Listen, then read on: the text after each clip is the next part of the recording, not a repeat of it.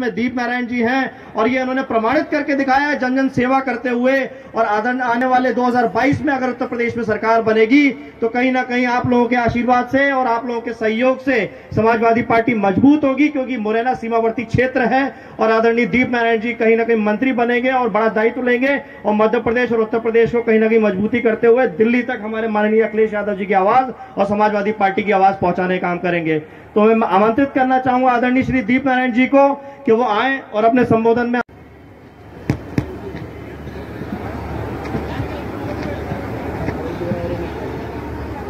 आज ही सभा में विशेष रूप से उपस्थित हमारे साथी पार्टी के पूर्व प्रदेश अध्यक्ष भाई सुख जी, आज की सभा के आकर्षण आपके अपने परिवार के सदस्य आपकी बात को आ रही है। इनकी नीयत एक है, इनकी नीति एक है। ये जनता पे शासन करना चाहते हैं, पढ़ाई का इंतजाम नहीं है, रोजगार का इंतजाम नहीं है, किसान की मदद नहीं की गई है। इतनी बुरी हालत है कि अगर मध्य प्रदेश के और उत्तर प्रदेश के आदमी को बगल में खड़ा करते हैं तो डिफरेंस नजर आता है। ये हालत बनाने के पीछे अगर कोई है तो वो सियासी फैसले हैं। ये दो बड़े दल हैं जिनका नाम बड़ा है, ताकत बड़ी है, जनता ने बड़ा भरोसा किया है, पर हर बार इन्होंने भरोसा तोड़ा है और जनता के साथ छल किया है। मैं कह सकता हूँ एक बार मौका मिला है मुरैना की जनता को कि वो अपना फिर प्रतिनिधि चुन सकें। मैं ये भी आप लोगों के द्वारा या लोगों से सुन रहा हूँ कि दो बड़े दलों में टक्कर है। मैं कह सकता हूँ ये दो बड़े दल जीत सकते हैं, मैं मान रहा हूँ, क्योंकि इन दो दलों में जनता फंसी है, लेकिन इसका श्रेय जनता को नहीं मिलने वाला। लेकिन अगर इस हालात में यदि जनता ने हुकुमचंद बंसल जी को वोट दे दिया तो मैं कह सकता हूँ कि मुरैना की जनता का एहसास पूरे प्रदेश में होगा कि जिंदा दिल लोग रहते हैं, निर्णय करने वाले लोग हैं, लोग गुलाम नहीं है, आजाद हैं, लोगों के फैसले से लोग बनते हैं, ना कि कोई दल के नाम पर वोट पाना चाहता है। हमारी समाजवादियों की लड़ाई ये है, हम कहते हैं कि अखिलेश यादव की कोशिश थी कि सरकार अगर मिलेगी तो जनता को तरक्की का साधन बना के दिखाएंगे। 17 लाख लैपटॉप बांटते हैं गरीब मजदूर के बेटों को, 1200 करोड़ रुपए कन्या विद्याधन के नाम पर गरीब किसान की बेटियों को बांटे जाते हैं कि लड़कियां पढ़ने की तरफ बढ़े। ये धारणा गांव में खत्म हो, किसान के मन से ये बात निकले कि बेटी पराया धन है, बल्कि बेटी देश का धन है। यदि हम उसको पढ़ाने का साधन दे दें, उसको आगे बढ़ने का मौका दे दें, तो किस किसान मजदूर की बेटी आगे जाकर क्या बनेगी, भविष्य तय करेगा। मैं कह सकता हूं इस तरह की योजनाएं लेकर अखिलेश यादव जी आए, जिसके पीछे एक राजनीति का नया दौर शुरू हुआ। उनके फैसलों पे आज देश में चर्चा है। पेंशन योजना लेकर आए, 70% बजट गांव पे खर्च किया, गांव को बदला है। प्रधानमंत्री जी के नाम पर आवास योजना आती है, इसमें 1,20,000 रुपए में आवास बनाने की बात कही जाती पूरे देश में। वो प्रधानमंत्री जी घर से पैसा नहीं देते, बल्कि देश की गरीबों का पैसे से गरीब का आवास बनना है। लेकिन जब अखिलेश यादव अपने प्रदेश में मुख्यमंत्री होते हैं और आवास योजना लेकर आते हैं तो लोहिया जी के नाम पर लोहिया आवास योजना लेकर लाते हैं और 3 लाख से अधिक पैसा देकर उस घर में रोशनी, उस कमरे, 2 कमरे, किचन सब कुछ बनाकर देते हैं।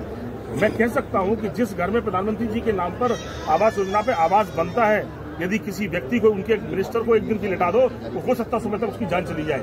ये जानवरों की तरह बनाकर आदमी के साथ झूठे नारे देकर किस तरह की शासन करना चाहते हैं, वही समाजवादी चाहते हैं कि जनता में परिवर्तन पहले दिन से दिखना चाहिए। और मैं तो फिर आपसे दोहराता हूं कि मुरैना की जनता के पास ये सौभाग्य मिला है, बड़ी मुश्किल से, हो सकता आने वाले समय पर ना मिले वो सौभाग्य। आप किसी और को जिताओगे तो वो जाकर भोपाल में फैसला करेगा, लेकिन अगर हुकुमचंद बंसल को बनाओगे तो मुरैना के लोगों तुम तय करो भोपाल में कौन बैठेगा। ये मौका बार बार आपके मध्य प्रदेश के मुख्यमंत्री अपने आप को किसानों का बेटा कहते हैं और किसानों की इतनी बात करते हैं। आपने अभी आरोप लगाया कि मध्य प्रदेश सरकार किसानों का, मैंने कहा कि किसानों का बेटा कहने से किसान का बेटा नहीं बन सकता। आपके पास फैसला 2 लाख करोड़ का बजट किसानों ने अपनी मेहनत का पैसा तुम्हें 1 साल में दिया है, बताओ कितना % पैसा गांव पे खर्च किया। और अगर आपने 70% पैसा गांव पे समाजवादियों की जो मांग है, जो अखिलेश यादव ने किया, अगर आपने किया होता तो गांव की तस्वीर बदल गई होती। आपने कहा तो बेटा है, पर बेईमानी किसानों के बेटों के साथ की सबसे ज्यादा। अगर मुरैना की जनता बंसल जी को अगर चुनती है तो क्या विकास के मुद्दे रहेंगे, किस तरीके से? मैंने कहा समाजवादियों का पहले दिन से मौका है, बजट का 70% पैसा गांव पे खर्च होगा, 50 साल का हिसाब 5 साल में चुकता हो जाएगा अगर आप भरोसा करेंगे। मैंने कहा एक एक पैसा जो गरीबों की मेहनती कमाई का पैसा है, उससे कैसे गांव का अच्छा स्कूल बने, जिससे गरीब किसान के मजदूरों के बेटों को पढ़ने का मौका मिलेगा। ये बंसल जी की जीत के साथ छुपा हुआ है। ये अखिलेश यादव जी का जो सपना है, अखिलेश यादव की जो कोशिश है, वो जमीन पर उतरेगी। मैं कह सकता हूँ ये हालात में तो आप सबसे भी कहूंगा पत्रकार बंधुओं कि साथियों, बड़े दल को जिताने से कोई बड़ा काम नहीं हो सकता। आप ऐसे लोगों को जिताने की कोशिश करो जिससे बड़े दल के लोगों को डर महसूस हो, इन्हें लगे जनता जागृत हो गई, ये गुलाम नहीं जनता। आपके विचार के नाम पर, आपकी बातों के नाम पर फंस जाए। लोग जीवन परिवर्तन चाहते हैं। सत्ता बड़ा माध्यम है, वोट बड़ा माध्यम है, इसके अलावा कोई माध्यम नहीं है। सच्ची पत्रकारिता यही है कि अगर आपकी कोशिश किसी की जिंदगी में बदलाव लाती है तो सच्ची पत्रकारिता कायम हो गई। वही राजनीति विषय है। राजनीति भी कोशिश में यदि लोगों का भला हो जाता है तो राजनीति अच्छी है, वरना मैं कहता हूँ राजनीति धोखा है। और जिस तरह की राजनीति ये दोनों कर रहे हैं, धोखा दे रहे हैं लोग। क्या मानते हैं आप कि जो बाहर से लोग आए हैं, जिन्होंने सत्ता दल बदल किया है, उन लोगों को जनता जवाब देगी इस चुनाव में? बिल्कुल, मैं चाहता हूं जनता को जवाब देना चाहिए। ये कौन सी राजनीति है? कल आप कह रहे थे ये बहुत गंदे हैं, आज उनके साथ लड़ने जा रहे हैं। कल उनकी बुराइयों लेकर जनता को साथ छल करने जा रहे हैं। आप कल कह रहे थे कि बीजेपी बड़ी खराब है, इन्होंने बेईमानी की है, वो कांग्रेस को बुरा बता रहे थे। आज आप दल बदल के चुनाव लड़ रहे हैं। आपका कोई ईमान है कि नहीं? जनता के बीच में किस मुंह से जाएंगे? एक तरफ एक नया चेहरा है।